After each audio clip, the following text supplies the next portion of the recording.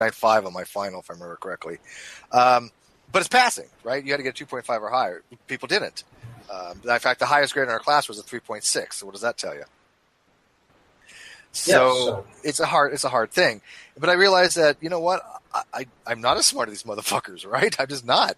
And then when you get on YouTube, you're around people that are degreed and are intelligent. And you realize, you know what? You don't know jack shit. But you enjoy listening to them. And what I did over the last 4 years is I listened to people. And I gleaned so much information from it.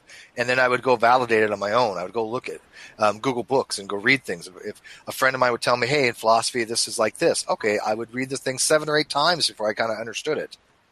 But I wanted to understand. I definitely think Twitter opens you up, Twitter with YouTube combined especially, opens you up to a whole, there's a whole avenues of exploration that I hadn't even considered before I got on Twitter. And, I'm not necessarily well versed in them now, but I'm heading, necessary about in terms of just whatever the stuff that we discuss, apologetics, things like that. Okay, so go ahead. Where were we with this story? So when it comes back to me leaving the church, and going back to me have my YouTube channel, and I listen to the atheist and theist arguments, and I finally reached a position. I first said that I was an apatheistic, agnostic, theological and a cognitivist, and I eventually whittled that down. That's what you first said you were. Yeah, some people never remember that back in the day. But then I looked more into it, and I'm not a theological and cognitivist any longer. At the time, that position kind of makes sense to me, but as I look more at it, I realize it doesn't make sense, right? So it's one of those things that you change your position on, which I think is something that a lot of people don't do. They get fixated in some type of ideology, but they don't change it according to what they learn. And as I learn more about propositions, and I learn more about what a theological and cognitivist actually is, it's not exactly what I was thinking it was, and I realized that's not exactly my position. That's the position where propositions don't have a value that can be assigned to them. They're not truth apt. That's what a non-cognitivist would think, right? But I do think that these propositions like at least one God exists, I think you can assign a truth value to that, right? And if you do, you're called a theist. Right. So that's fine with me. If somebody wants to assign a truth value to that, that's a theist. If you assign a false value to me, that's an atheist. That's what it is in philosophy. In any kind of formal academic settings, when you're talking about theism or atheism, it is if you assign a truth value to that, you're a theist. If you assign a false value, you're an atheist. I don't assign either. So you started your channel out, and you're what is it? Is an exploration, and you haven't taken a position? Is that what you're telling me? When your channel starts, and tell me when Kyle comes on board and why. Yeah, when I first started my channel, when I first started my channel, it was all about debunking young Earth creationism, right? And that was where I started. My very first hangout basically was debunking young Earth creationism. Okay. And again, I knew the topic pretty well because I had dealt with them before on AOL and things of that nature, but nowhere near the knowledge level I have now. Over the years, I've really gained a lot more knowledge on how to really debunk young Earth creationism, but I had a decent understanding back then. I even had a interview with, it wasn't even an interview, just a one-on-one with Kent Hovind long before he came on our channels. He's been on my channel like a dozen times, on the NonSequitur show a couple times. Rumor has it he might be coming back, people. Maybe, don't put that out there yet. That's a secret, but we're working on something. We're making magic happen, if anybody cares. Wait, say this all again. Paul from Apologia? No. Kent Hovind. Okay. I thought you said we're gonna see what we can make. We're gonna see I don't know. We're gonna see if he's desperate enough to try to come back on or something. We'll give it a shot, okay. Right? But long story short, come in. Yeah, that was weird. Yeah. No, I don't know if he's come back yet. Nothing's confirmed. So this is our secret. The 4 people watching this, secret time. So, Hey, Bad Tempered Badger, by the way, in the live chat. I pay attention to the live chat when I do this. I know a lot of people don't like to. I like it. I can't. I try to, but I get too. It befuddles me too much. It gets too many irons in the fire. I'm very like if I do too many things, I start to just spaz out and get confused. So I try to, but I can't. But Badger, I like. Badger's a really good guy, actually. What's up, Badger? Is he there? Did you not hear me? Can you not hear me? What did you say about Badger? I thought you were talking to Badger. No, Badger in the chat group. I like Badger. Oh, yeah. Badger's a good guy. And so, anyways, like I said, I'd listen to these arguments, and I wasn't convinced by any of them, right? And I thought back to when I had my spiritual experience, and so I was always hanging on to some kind of agnosticism because, I tried to ground myself with that. Hey, I felt something. I don't know what it is, but I felt something. But then I realized, well, people feel something all the time. I mean, everybody seems to have these weird experiences, but they all go to different directions. They all go to denominations. If you ask like a fundamental evangelist Christian, they'll be like, well, that couldn't have been the Holy Ghost because you were with Mormons, right? Because they don't even think Mormons are Christians. Then you ask somebody who's a little more open-minded, they'll be like, you know what, the Holy Ghost can work in any kind of situation. And then you have some that say, well, that's not even what the feeling is. There's no consensus, right? And I like consensus when it's dealing with empirical type things. And so I have to chalk it up to something else.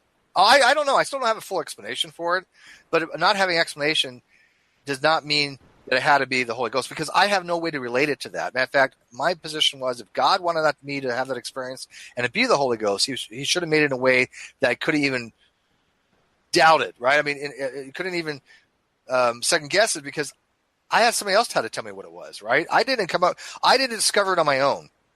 And that I think is a problem. When you don't discover an attribute of something on its own, like what the Holy Ghost, whatever property would have, and you're relying on somebody else to tell you what it is, then you don't really have that discovery element, right? I mean, like all the properties of God, nobody's ever discovered a property of a God.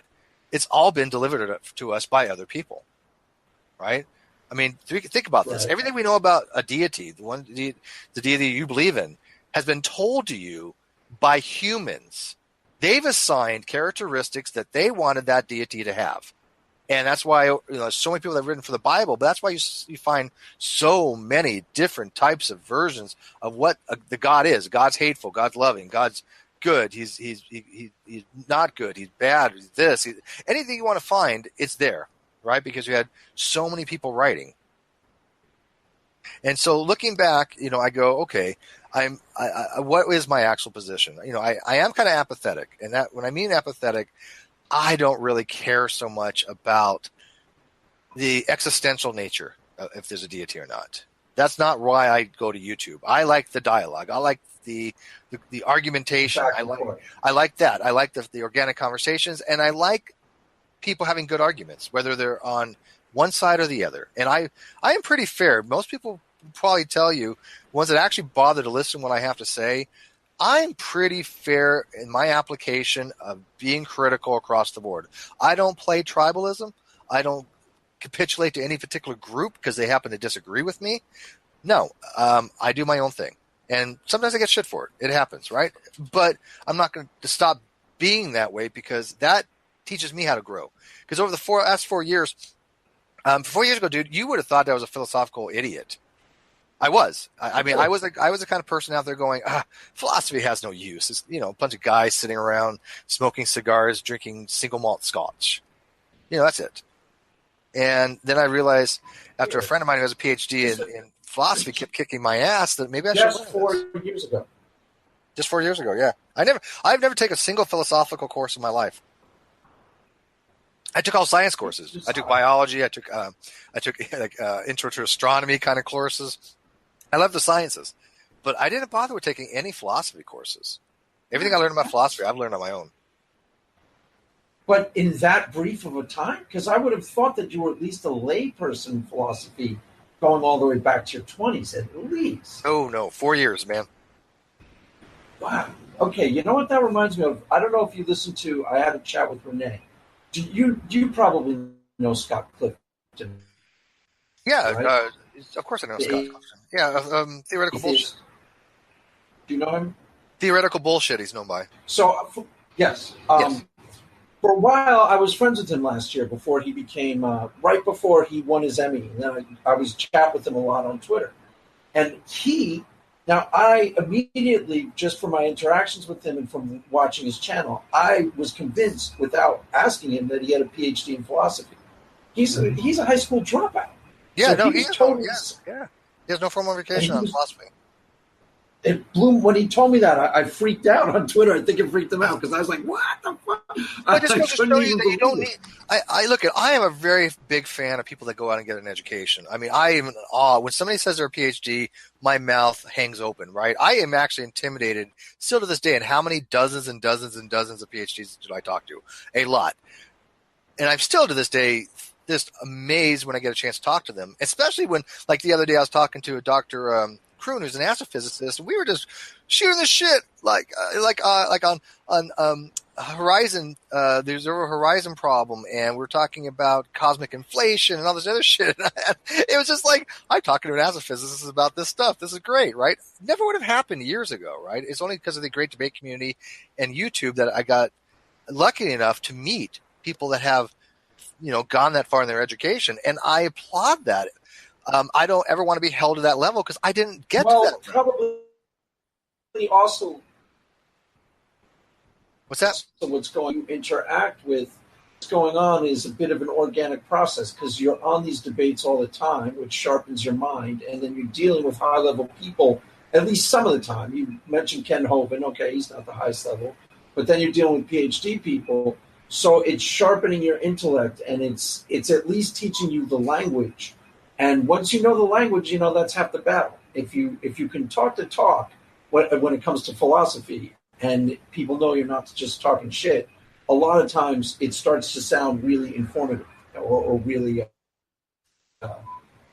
It starts to sound really highbrow and very. I get that, and what I do is like on a non-sequitur, I kind of. Would you say that was correct or no? Yeah, things get highbrow pretty quickly, right?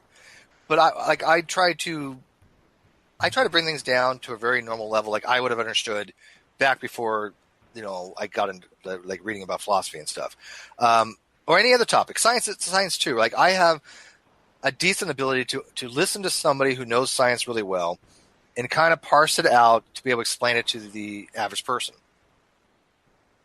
And that's kind of what I do. I would say totally. Good.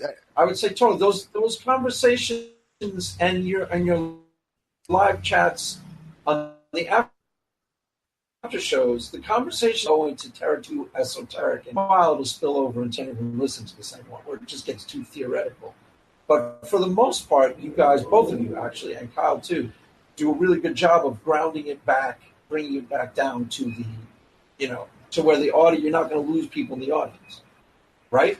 Yeah, and that's a concern we have on Non-Sequitur Show. We want to be able to diversify to a large group, right? I mean, obviously, we can't please everybody. And Kyle and I are both well aware of this, that you are never going to please your entire audience. And the reality is that if you please about 80% of them and 20% are unhappy, you know what? Such is freaking life. That's the way it's going to work on YouTube.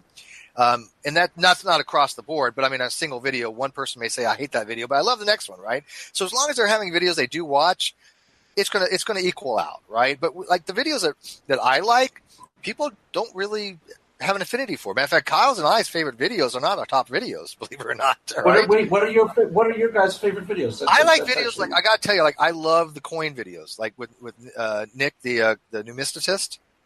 I'm just fascinated by that shit. Just absolutely blown away. Yeah, they're great. They're great. He talks about the coins from the Greek era. I love Dr. Misha coming in and she talks about Czechoslovakia. I liked it when Dr. Bowen comes in, he'll talk about Assyriology. Those are the ones I really like. But of course, the dumpster fires are the ones that get all the views.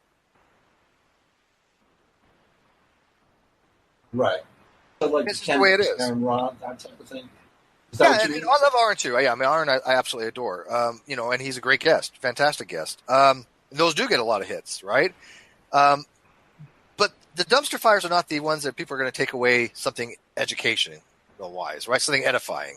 So to me, I just happen to like the education ones. It's just personal preference, right? That's it. But we have to do a mixture of everything. right? Right. And I totally agree. yeah, and that's just the way it is. That's what it is on Non Sequitur. You never know what you're going to get. One day it could be a dumpster fire, the next day it could be a highbrow conversation. But